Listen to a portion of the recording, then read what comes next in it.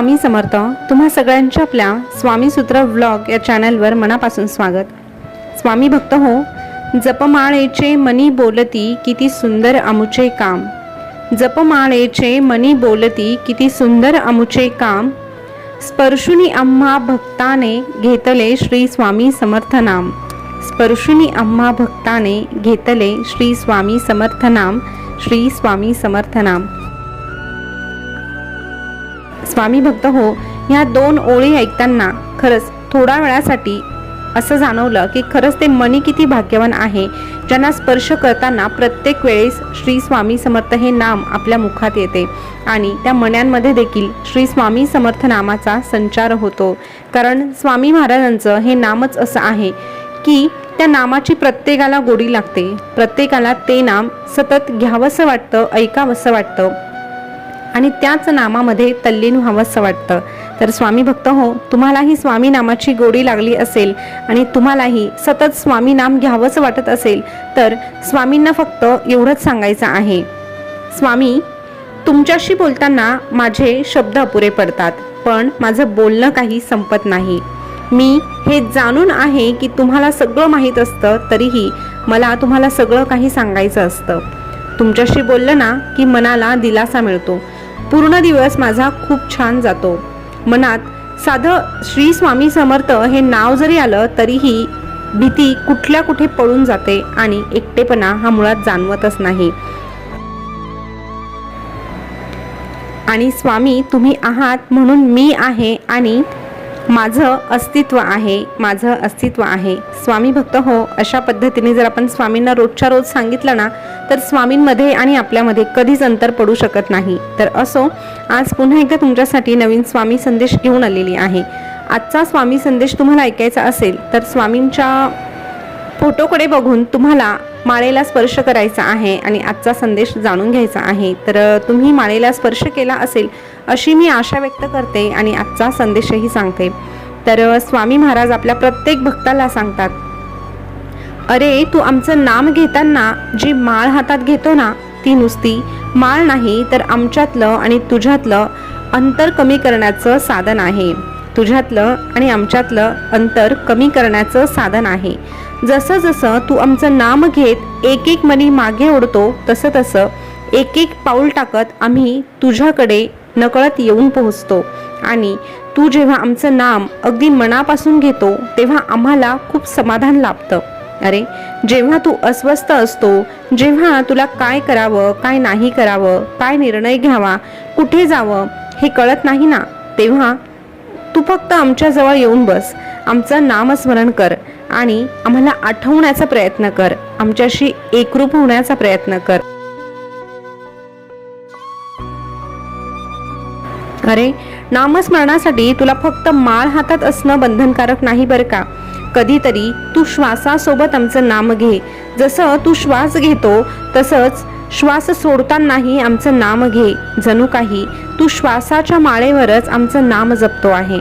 आणि तू जेव्हा तुझ्या श्वासाची माळ करून आमचं नाम घेतो, आमच्या चरणांवर तुझ्या श्वासाची माळ अर्पण करतो, तेव्हा मात्र तुझं आणि आमचं असं काहीही उरत नाही। अरे आपण दोघंही त्यावेळेस एकरूप होऊन जातो। अरे तुझ्यापेक्षा तुझ्या मनाच्या व्यथा आम्ही जाणतो, तुझ्या अस्वस्थतेचं कारण आम्हाला ठाऊक असतं, पण नामस्मरणाने मात्र काहीच वेळात तुझ्या अस्वस्थतेचे ढग विरून जातील आणि मनाला एक प्रकारची तुला शांती लाभेल।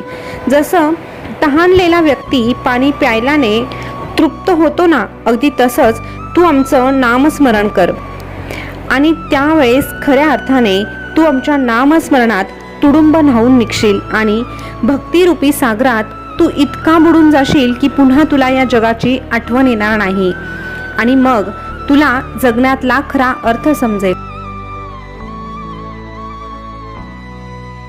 अरे तू आमच्या नामाची हातात घेतलेली माळ आम्ही कधीच खाली पडू देत नाही आणि त्या प्रत्येक मण्याचा हिशोब अगदी चोख ठेवतो।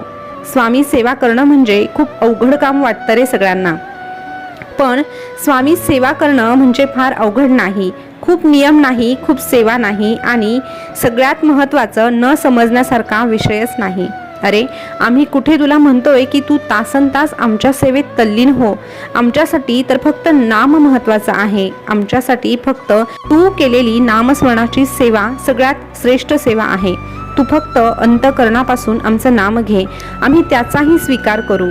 मनात श्रद्धा आणि भक्ती असेल ना तर तू कुठेही कसेही आणि कधीही जरी आमचे नाम घेतले तरीही ते आमच्यापर्यंत आपोआप येऊन पोहोचते. आणि ते नाम जसं आमच्यापर्यंत पोहोचतं तसा तूही आमच्यापर्यंत येऊन पोहोचतो आणि आमच्यामध्ये मिसळून जातो. अरे हे खडतर आयुष्य जगत असताना काय होतं ठाऊक आहे? तुझे विचारच तुला खात असतात. तुला दुसरे कोणीही इतर त्रास देऊ शकत नाही जोपर्यंत तू स्वतःला त्रास करून घेत नाही. अरे तुझ्या अस्वस्थतेचं खरं कारण काय आहे ठाऊक आहे का? तर तुझेच विचार तुला खात असतात. जोपर्यंत तू ठरवत नाही तोपर्यंत तुला कुणीही कधीही दुःख देऊ शकत नाही. हे सर्वस्वी तुझ्या हातात आहे. तुला सुखात राहायचंय की दुःखात.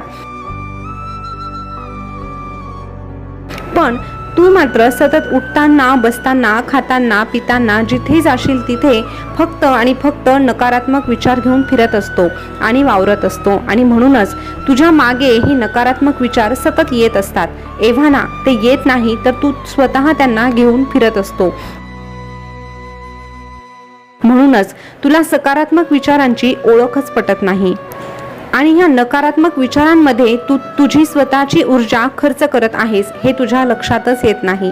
म्हणून तुला सांगतोय, तुझे हे नकारात्मक विचार तुला संपवायचे असतील तर तू आमचं नाम घे. जेव्हा तू नामाची सवय लावशील, जेव्हा तू आमचं नाम घेशील तेव्हा आपोआप नकारात्मक विचार संपुष्टात येतील आणि हळूहळू सकारात्मक विचारांकडे तुझी वाटचाल सुरू होईल. आणि जेव्हा तू सकारात्मक विचारांकडे वाटचाल करू लागतो तेव्हा खऱ्या अर्थाने तू माणूस म्हणून जगायला तत्पर ठरतो. अति विचार करणं हे सोडायलाच हवं आणि ते फक्त साधनेनं शक्य आहे. आमच्या नामस्मरणाने शक्य आहे. अरे स्वतःवरती विश्वास ठेवायला शिक. स्वतःला नित्य नियम लावून घेतले की तुला एखाद्या ठाम निर्णयावर पुढे वाटचाल करणं सोपं होईल. खरं तर व्यक्ती म्हणून कोणीही इथे परिपक्व नसतो. प्रत्येकामध्ये काही ना काही गुणदोष हे असतातच. परंतु आपण फक्त आपले दोषच उगाळत बसलो तर आपण कधीच आपल्या गुणांना ओळखू शकणार नाही. आणि आपण फक्त आपले गुणच बघत बसलो तर आपले दोष आपण कधी पारखू शकत नाही. म्हणून गुण आणि दोष ह्या दोनही गोष्टी बघायच्या आहे आणि दोघांचाही समतोल राखून पुढच्या प्रवासाची वाटचाल देखील करायची आहे. आणि ही वाटचाल करत असताना जर तुझा हा स्वामी तुझ्या सोबत आहे तर तुझे पाय का डगमगता? आम्ही आहोत ना तुला प्रत्येक वेळी सावरायला. अरे चूक करणं हा गुन्हा ठरत नाही किंवा चूक करणं हे पाप ठरत नाही. पाप केव्हा ठरतं तर त्या चुकांची कबुली आपण जेव्हा देत नाही तेव्हा ते खऱ्या अर्थाने पाप ठरत असतं. म्हणून स्वतःच्या हातून झालेल्या चुकांची कबुली दे आणि पुन्हा त्या चुका होणार नाही याची शाश्वती दे. मग खऱ्या अर्थाने तुझ्या डोक्यावरचं ते ओझं हलकं होईल आणि तू मनमोकळं जगायला शिकशील. आणि हो, जेव्हा एखाद्या गोष्टीत काही चांगलं आहे असं जेव्हा तुला जाणवायला लागेल ना तेव्हा एक गोष्ट लक्षात घे. अरे ती गोष्ट चांगली नाही तर तुझा दृष्टिकोन आता हळूहळू सुधारत चालला आहे. तुझा दृष्टिकोन चांगला होत चाललेला आहे आणि ही तुझ्यासाठी अतिशय उत्तम सुरुवात आहे आणि तू एक उत्तम मनुष्य आहे याची ही पावती देखील आहे. अरे जन्माला येणं हे जरी तुझ्या हातात नसलं तरीही तुला हे मिळालेलं आयुष्य कसं घालवायचं आहे हे नक्कीच तुझ्या हातात आहे आणि त्यासाठी तुला प्रयत्न करायचे आहे. आणि जर तू स्वतःहून प्रामाणिकपणे प्रयत्न करायला तयार असशील तर तुझी ही स्वामी माऊली सदैव तुझ्या पाठीशी खंबीरपणे उभी राहील. आणि जेव्हा जेव्हा तू चुकशील तेव्हा तेव्हा तुला योग्य ती वाट दाखवायला देखील तुझी ही स्वामी माऊलीच पुढाकार घेईल. तू घाबरू नकोस, तू काळजी करू नकोस. मी सदैव तुझ्या पाठीशी आहे. मी सदैव तुझ्या पाठीशी आहे. स्वामी भक्त हो, आजचा स्वामी संदेश तुम्ही ऐकला असेल तर आजच्या स्वामी संदेशमध्ये खरंच खूप छान अशी एक गोष्ट आपल्याला शिकायला मिळाली. बऱ्याचदा काय होतं ना, जेव्हा आपण अध्यात्माकडे वळत नाही, आपण स्वामी मार्गात नसतो तेव्हा आपल्या हातून बऱ्याचशा चुका होतात आणि त्या चुकांची जाणीवही आपल्याला नसते. पण जेव्हा आपण स्वामी मार्गात येतो, अध्यात्माकडे आपली पावलं वळतात, तेव्हा आपल्या हातून झालेल्या चुकांची जाणीव आपल्याला होऊ लागते. पण मग आता तो भूतकाळ झाला, त्यामध्ये आपण बदल करू शकत नाही आणि मग त्या चुका आपल्या मनात सलत राहतात. पण अशा वेळेस मात्र आपल्याला स्वामींकडे जायचं आहे, स्वामींना सांगायचं आहे की स्वामी, माझ्या हातून असं असं झालं आहे आणि त्याची आता मला खूप लाज वाटत आहे, मला त्या गोष्टींचा पस्तावा आहे, पण आता माझ्या हातून पुन्हा अशा चुका होणार नाही, मला माफ करा. बघा, अशा पद्धतीने जेव्हा आपण स्वामीकडे माफी मागतो तेव्हा नक्कीच स्वामी माऊली आपल्याला माफ करत असते आणि आपल्याला पोटाशी धरत असते. कारण तीच आपली स्वामी माऊली आहे, आपल्यावर कृपेची सावली आहे. फक्त आपली देखील एक जबाबदारी आहे, जसं आपण स्वामींसमोर कबुली दिली आहे त्याचं पालन देखील आपल्याला प्रामाणिकपणे करायचं आहे. तर स्वामी भक्त हो, आजचा संदेश तुम्हाला कसा वाटला कमेंटमध्ये नक्की सांगा. असेच नवनवीन स्वामी संदेश ऐकण्यासाठी आपलं स्वामीसूत्र व्लॉग या चॅनलला सबस्क्राईब करा. पुन्हा भेटूया नवीन स्वामी संदेश घेऊन. तोपर्यंत स्वस्थ रहा, मस्त रहा आणि आपले स्वामी संदेश ऐकत रहा. धन्यवाद.